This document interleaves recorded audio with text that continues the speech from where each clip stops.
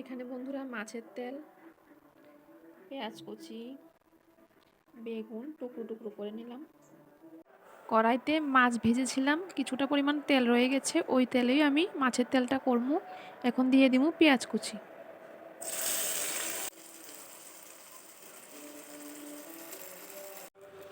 এখন মাছের তেল দিয়ে দেব। এখন টুকরো করা বেগুন দিয়ে দেব।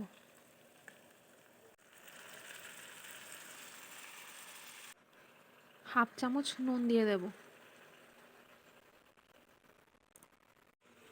হাফ চামচ হলুদের গুঁড়ো। হাফ চামচ লঙ্কার গুঁড়ো। এখন আমি ধনেপাতা কুচি দিয়ে দেব।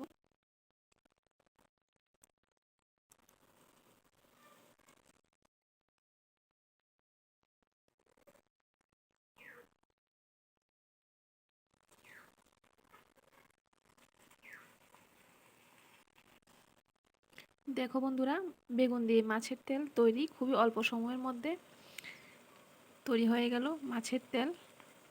তোমরা কে কে বেগুন দিয়ে মাছের তেল খেতে ভালোবাসো অবশ্যই কমেন্ট করে জানাবে। টাটা।